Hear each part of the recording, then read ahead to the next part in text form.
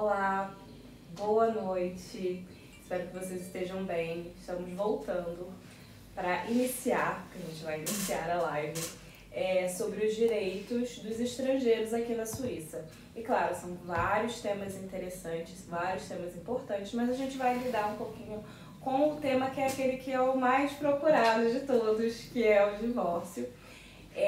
Separação, né, filhos e coisas relacionadas a isso. Estamos hoje com a querida advogada Carolina Keller, que vai conversar um pouquinho com a gente sobre esse tema e vai passar dicas, enfim, tudo que acontece atrás das câmeras, né? Brincadeiras à parte, Carolina, muito obrigada pela tua presença. Boa noite. Muito boa noite, muito obrigada pelo convite. Muito feliz em estar aqui, podendo dar dicas e informações para a comunidade brasileira. Meu nome é Carolina Keller, eu sou advogada aqui na Suíça há mais de 15 anos. Nasci e cresci em São Paulo e vim estudar com 18 anos e estou aqui já há um tempinho, mais de 20 anos. Gente, eu vou fazer uma pequena introdução aqui também, que a Sara fez na outra tentativa de live que a gente fez, então eu vou fazer também essa introdução. A Carolina Keller é advogada aqui na Suíça e ela entrou em contato com o SEBRAC porque ela tinha interesse, né, em conhecer melhor a comunidade brasileira, e o SEBRAC, como um centro cultural que já está aí mais de 20 anos nesse meio, trabalhando com brasileiros, promovendo a cultura aqui na Suíça, é um centro que vem ajudando, inclusive, nessas informações, né? Porque informações que a gente está hoje conversando, como divórcio, empreendedorismo, são temas que são muito ocorrentes, né? Voltam a se manifestar no meio dos brasileiros aqui. Então, são temas importantes que a gente vai trabalhar hoje um pouquinho com a Carolina, especificamente questões familiares. Então, Carolina, eu vou te fazer a primeira pergunta. E essa aqui eu não preciso nem olhar. Quais são os direitos do cônjuge em caso de separação? Então, aqui na Suíça tem, diferente do Brasil, pelo que eu entendi, se divorciar só pode caso um dos cônjuges não queiram, só depois de 2 anos de separação. Para esses 2 anos de separação, existe um processo específico que chama o processo de separação, onde o tribunal decide 3 questões. A questão de quem vai ficar na casa, né? Uma separação, sempre alguém vai sair da casa da família. Como é que fica a guarda das crianças, caso tenham crianças, e a questão das pensões alimentícias, tanto para as crianças como também para o cônjuge que cuida das crianças, por exemplo, e não tem como trabalhar ou não trabalha a tempo integral. Sim. Você falou aqui uma coisa interessante, que é a questão que é diferente do Brasil. Eu acho que isso é interessante a gente só fazer um adendozinho. No Brasil, se você quer se separar, você pode fazer o litigioso. Se for só uma pessoa querendo se separar, claro, gente, se não tiver violência, né, enfim, se não tiver nenhum desses pontos extras. Mas poderia ser feito litigioso no Brasil. Aqui na Suíça, então, não existe essa possibilidade de litigioso. Existe exceções. Assim, a regra, caso um não quer o divórcio, a regra são 2 anos de separação, e a partir desses 2 anos de separação, um pode pedir o divórcio, mesmo o outro não querendo. Existem 2 exceções para essa regra, e são, por exemplo, a questão de violência doméstica, casos. Não é nem violência doméstica em específico, mas casos onde não seria justo esperar esses 2 anos. Não são casos super graves e são realmente exceções, porque os tribunais eles não aceitam antes desses 2 anos, a não ser que seja um caso realmente horrível, diria eu, por exemplo. Assim. Porque eles dizem que 2 anos dá para esperar e tem esse processo da separação onde tudo pode ser decidido, então não tem motivo de forçar esse divórcio, a não ser que seja um caso muito grave. Ok. Então a gente vai voltar agora, gente, para mais uma pergunta que já foi feita, mas que enfim, vocês vão ficar, vocês vão lembrar dessas duas perguntas assim com muita vontade, tá? A próxima pergunta é quais são os critérios para estabelecer a guarda dos filhos, tá? E isso aqui na Suíça é diferente, então vamos escutar. Então, a questão da guarda dos filhos está mudando na Suíça, né? A sociedade da Suíça está mudando também. Antigamente era bem claro que a mãe ficava em casa, cuidava das crianças e o pai ia trabalhar. Isso está, logicamente, a nossa sociedade aqui na Suíça está mudando e conforme isso está mudando as leis e também as decisões dos tribunais estão mudando. O que quer dizer que hoje em dia, se possível, a regra é uma guarda compartilhada. O que é a guarda compartilhada? Quer dizer que os pais compartilham o tempo de cuidado dos filhos, 50% cada um. Como que ela pode ser feita? Por exemplo, na metade da semana tem a criança passa da casa da mãe para a casa do pai ou cada semana intercalada. A guarda compartilhada, lógico, ela tem alguns critérios que têm que ser cumpridos para poder ser dada pelo tribunal. Logicamente, se o casal quer uma guarda compartilhada, lógico, sempre é possível. Caso um não queira, o que é normalmente a regra, né? Logo em questões de separação, vem muito medo à tona, né? Medo de perder filho, medo de tudo tá mudando, então normalmente não é muito aceitada a guarda compartilhada. Os critérios são que o casal more perto, né? Mesmo com a separação, porque a criança, principalmente se a criança está na escola, ela tem que ir para a escola e poder ir para a casa da mãe e do pai. Como aqui na Suíça, o normal é que a criança vai sozinha, exatamente. Exatamente. Outro critério, por exemplo, a comunicação entre o casal, tem que ser uma comunicação que seja, né, no melhor dos casos, com respeito, mas com certeza sem muitos conflitos.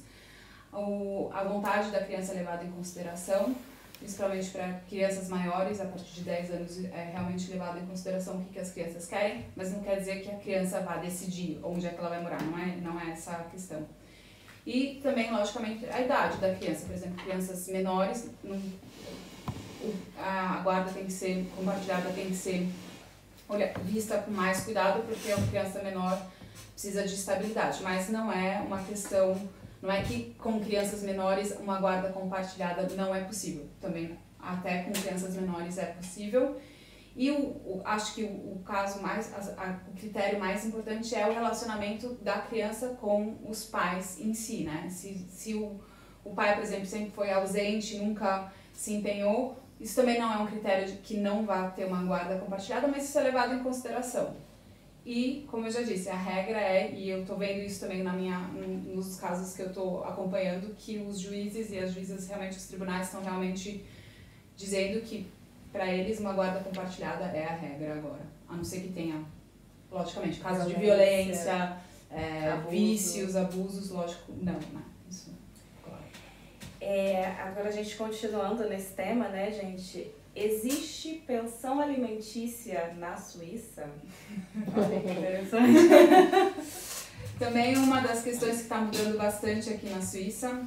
Teve várias decisões nos últimos 2 anos que estão mostrando um caminho um pouco mais árduo para muitas pessoas que, por exemplo, e na maioria dos casos são as mães, né, ainda, que cuidaram dos filhos anos e anos, e que depois de uma separação ou de um divórcio se veem confrontadas com fatos de, por exemplo, terem que começar a trabalhar, ingressar de novo no mercado de trabalho, não é? Existe sim a pensão alimentícia, principalmente para as crianças, lógico, a pensão alimentícia para as crianças é claro, lógico que uma guarda compartilhada é levada em consideração, que o cuidado da criança também é levado em consideração. E a questão da pensão alimentícia para os cônjuges está realmente mudando aqui na Suíça. Um dos critérios é que o casamento tem que ter marcado a sua vida. O que quer dizer isso? É uma definição que eles estão cada vez mais usando bem com restrições. Quer dizer, um casamento longo, onde você cuida das crianças, onde você tem uma dependência financeira do marido ou da esposa. Esses são critérios que são levados em consideração e que vão te dar a possibilidade de ter uma pensão alimentícia. Porém, logicamente que você mesma, como a pessoa que está requerendo uma pensão, tem que reentrar no mercado de trabalho ou mostrar que ela não tem mais possibilidade de entrar no mercado de trabalho. E ali também está tendo cada vez mais restrições. Por exemplo, antigamente os tribunais diziam que a partir de 45 anos você não tem mais como reentrar no mercado de trabalho. Hoje em dia não, eles dizem que mesmo a partir de 50 anos existem possibilidades para reentrar no mercado de trabalho. A partir que a criança entrou no jardim da infância, as mães ou o pai, quem cuida da criança, precisa trabalhar 50% conforme os tribunais. A partir de 12 anos são 80% e a partir de 16 anos são 100%. Isso, lógico, sempre da criança menor, né? A mais nova. E aí a pensão também diminui de acordo com esse... A pensão é sempre definida a partir na hipótese que você tem que ir trabalhar. Então, ou você mostra que você não conseguiu achar um emprego e mostrar os motivos por quais você não está achando um emprego, ou o tribunal vai simplesmente definir o que você poderia ganhar hipoteticamente. Isso é uma das questões que eu acho que mudou bastante na Suíça, não só para a comunidade brasileira, como assim para todas as mulheres, e é um impacto muito grande, porque logicamente a sociedade mudou, mas as regras do jogo, né, no tribunal mudaram agora. Assim, essas mulheres que cuidaram das crianças a vida toda, elas talvez vão se divorciar hoje e vão estar confrontadas com esses critérios, exatamente. Mais um ponto da nossa live com a querida advogada Carolina Keller, hoje respondendo questões sobre a família, e no finalzinho a gente ainda vai entrar com algumas perguntinhas sobre empreendedorismo. Carolina, em caso de divórcio, é possível voltar para o Brasil com os filhos? Essa pergunta. É aquela pergunta bem difícil. Depende do caso. Se o pai ou a mãe estão de acordo que você possa voltar com os filhos para o Brasil, sim, sempre.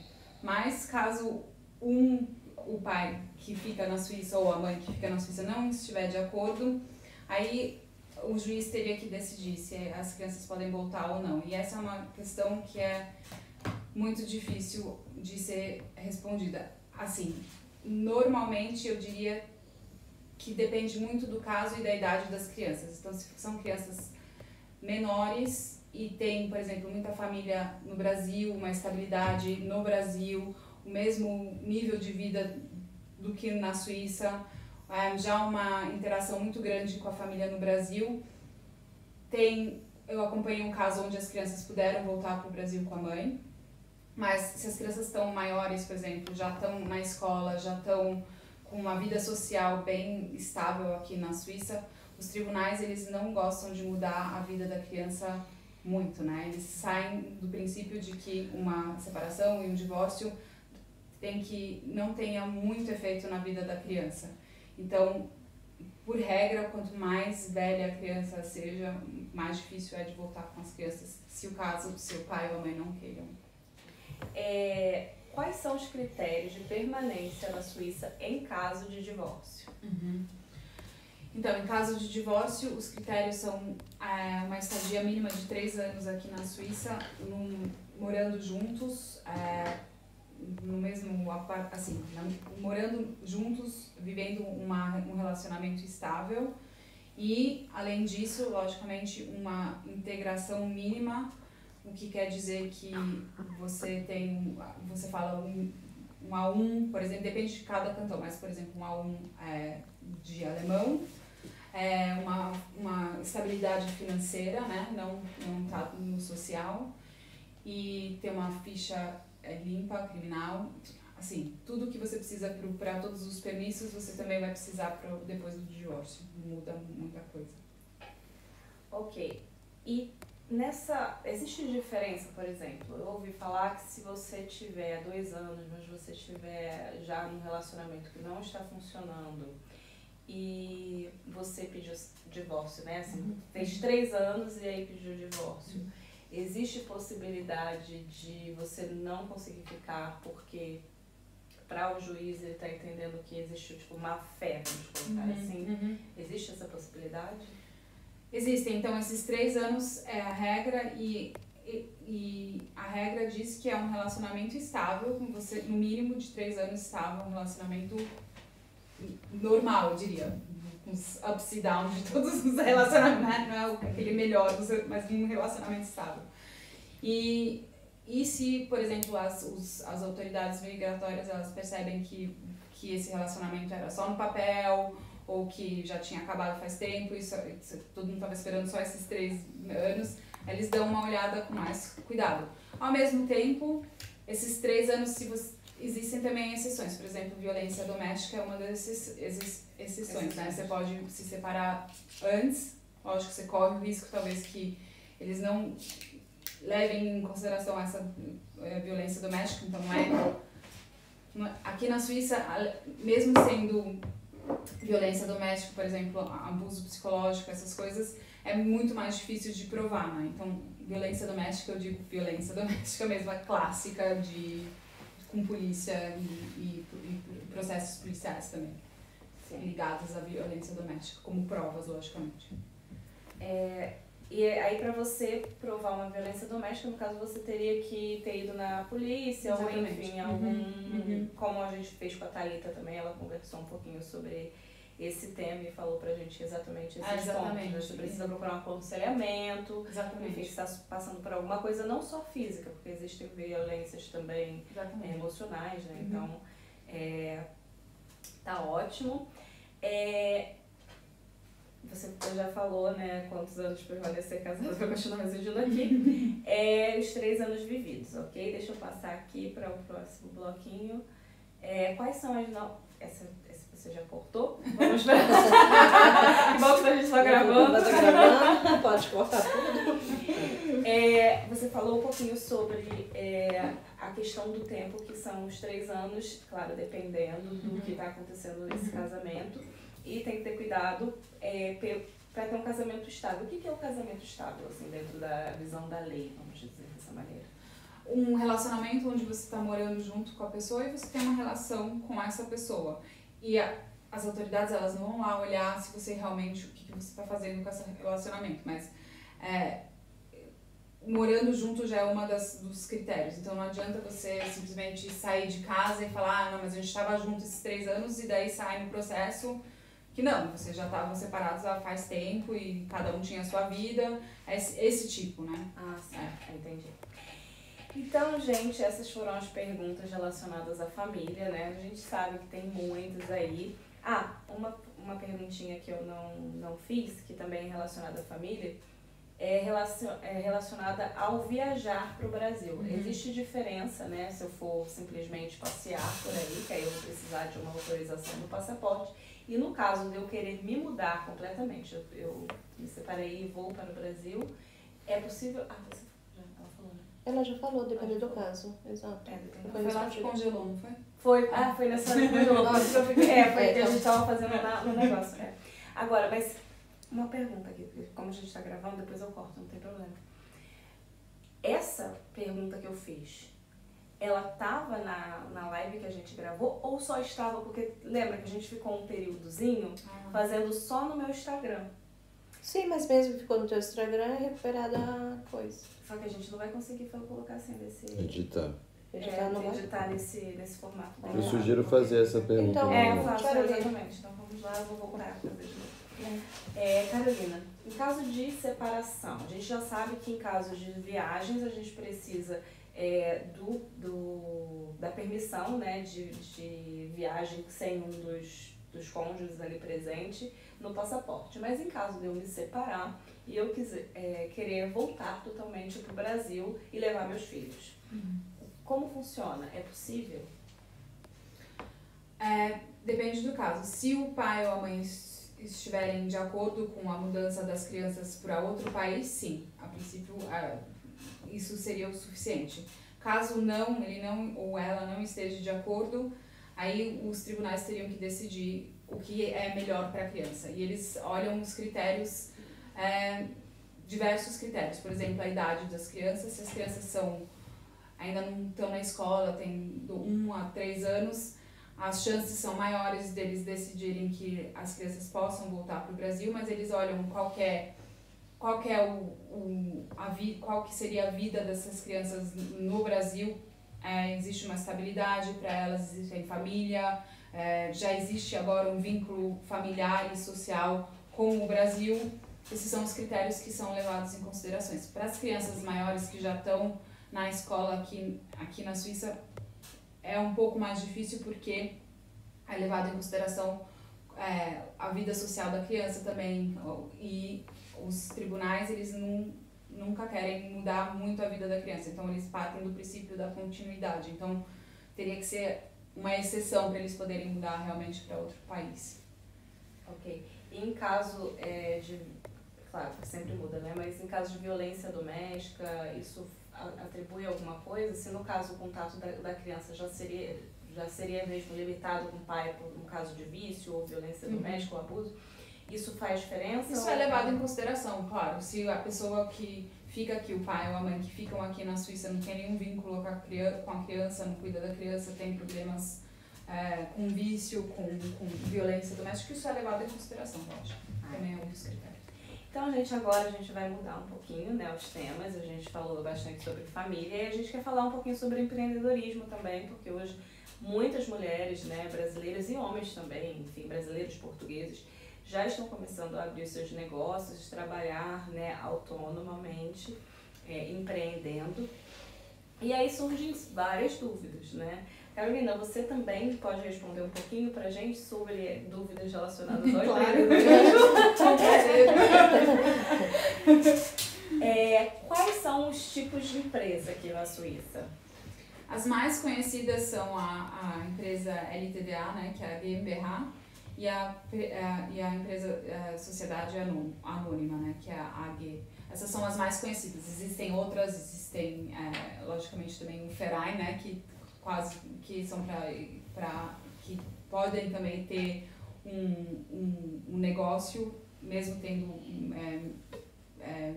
meios não econômicos, né? Mas essas são as duas mais conhecidas e, lógico, também como você falou, o emprego autônomo, né? Um empresário autônomo que não tem empresa e sim trabalha um autônomo mais legalizado, né? Não um negro. Claro. O Verein, só para as pessoas que não entendem o alemão, organização, né? É uma organização ou instituição, né? Associação sem fins lucrativos. Sem ou com. FIFA é com fins lucrativos. Por exemplo, a FIFA é um dos exemplos onde você pode... Exatamente. Ok, então aí tem interesse, ok. É bom a gente saber, tá vendo? A FIFA com fins lucrativos, tá? É sempre possível. Quais são os requisitos de abertura de uma firma? Tem todas as formalidades, logicamente, e que são feitas no registro de comércio. E, além disso, logicamente, o capital tem que ser liberado. Para a LTDA são 20 mil francos suíços e para a Sociedade Anônima são 100 mil francos. E 50 tem que ser liberados realmente na abertura da empresa. E, logicamente, os estatutos da empresa, você tem que fazer os estatutos, talvez tenham contratos que você tenha que fazer, contratos com sócios, caso você tenha sócios. Mas, a princípio, o primeiro passo é com o registro do comércio. Perfeito. Próxima pergunta. Quero empreender em alguma área. Quando devo abrir uma empresa? Isso depende muito da área em que você vai empreender, né? Se você vai fazer o seu trabalho como um autônomo, seria interessante você, pelo menos, ter a sua contabilidade em dia e ter tudo realmente separado da sua vida privada, né? Porque você, como autônomo, você tem meio que duas vidas. A sua vida privada, com seus custos privados, e os custos do seu trabalho autônomo com uma contabilidade separada.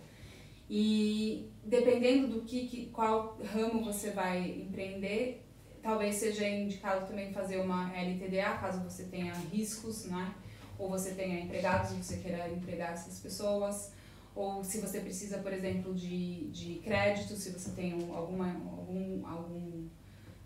empreendedorismo que precisa de bastante de créditos, por exemplo, na construção, aí você vai precisar de uma empresa, porque os bancos, logicamente, não trabalham com autônomos, trabalham com empresas. Então, tudo depende um pouco de qual que é o intuito do seu empreendedorismo e como é que você vai querer realizar esse projeto. Você vai realizar ele sozinho, você vai realizar ele com parceiros, e daí vale a pena olhar quais que são as possibilidades. Com parceiros, eu diria mais por exemplo, uma sociedade. Se você fizer sozinho, está começando pequeno, né? Você não quer colocar muito risco nesse empreendedorismo, você pode começar como autônomo, sem problemas.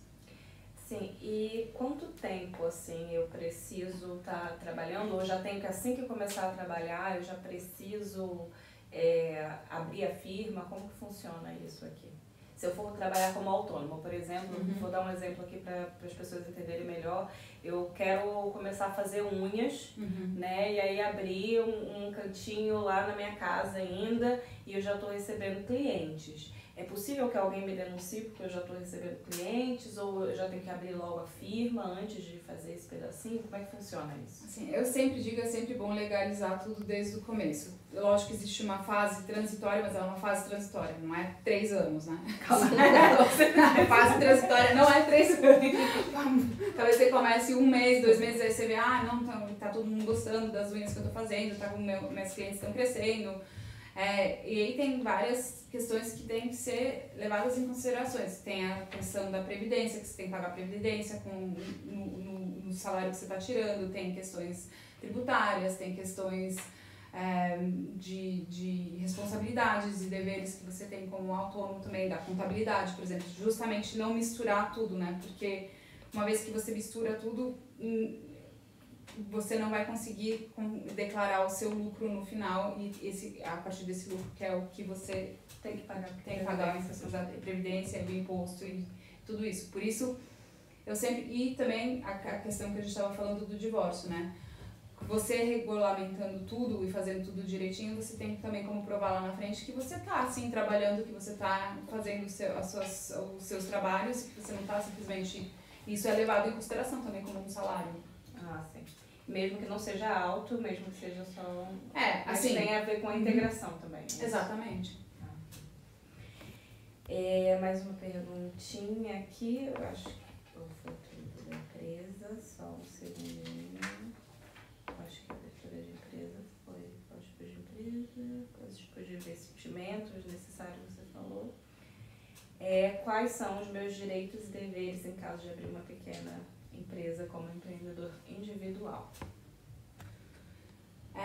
Como autônomo, você diz? Isso, como autônomo. Sem firma. Exatamente. Então, uma dos deveres é fazer a sua contabilidade, por exemplo, né? Porque tudo gera em torno da sua contabilidade, para você mostrar quanto é que o seu lucro, quanto é que você está fazendo. E não só um dever, como você, como empreendedor, você também tem que saber, eu estou tirando realmente lucro do que eu estou fazendo, ou eu estou, né? É uma das... hobby. Exatamente, porque, por exemplo, na separação pode vir, né, da pessoa que precisa pagar a pensão, falar, não, é um hobby, isso não é, ela tem que trabalhar, isso não dá para sustentar. Aí você vai ter que mostrar, não é só um hobby, eu estou realmente fazendo lucro com esse empreendedorismo. Além disso, tem todas as questões da previdência, logicamente, e se você, por exemplo, faz um volume maior do que 100 mil, você também tem que pagar a TVA, né? A Mehrwertsteuer, chama TVA no Brasil? Não, chama Imposto Valor Agregado. Imposto Valor Agregado, essas questões que você tem. E, logicamente, a responsabilidade, você não tem uma firma te protegendo. Então, se você se responsabiliza com todos os seus bens. Então, se você aluga um lugar para fazer essas unhas e você faz um aluguel de 5 anos com essa pessoa e aí o seu negócio não está indo bem, aí você não consegue arcar com os custos do aluguel, você vai se responsabilizar você como pessoa privada. Esse é, por exemplo, um dos lados negativos de um trabalho autônomo. devo procurar um advogado para me ajudar a iniciar a minha empresa pequena, média, grande? Eu acho assim que tudo depende do qual que é o projeto que você vai querer empreender. Se for um projeto grande com sócios, que vai ter que ser feito, por exemplo, contratos entre esses sócios para estabelecer quem que vai fazer o quê, quais que são os deveres, as responsabilidades, eu diria que sim. Se você vai registrar uma marca, se você vai começar a precisar de alguma autorização de alguma autoridade, por exemplo, no lado da saúde, eu diria que sim. Mas se você quiser começar como autônomo e não quer ter custos enormes, um contador sempre é um contador de confiança. Um contador de confiança é sempre um bom endereço para começar a regularizar o seu negócio. Não precisa ser necessariamente um advogado. Perfeito, acredito que são essas as perguntas. Agradeço muito, Carolina, pela tua presença, pelo teu tempo, né? Porque foi um tempo. Hoje foi, mas foi bom. A gente também vai mandar para você as perguntas para a gente colocar. Pessoal, também vão entrar perguntas, questões e respostas lá na revista Brasil Alpino, que a gente vai começar com uma série nova, em que a Carolina vai estar na parte jurídica, falando pra gente um pouquinho sobre esses direitos e deveres da gente aqui do estrangeiro, aqui na Suíça. Então, um abraço, até lá. Carolina, por favor. Eu agradeço todo mundo, obrigada muito pelo convite e até logo. Até.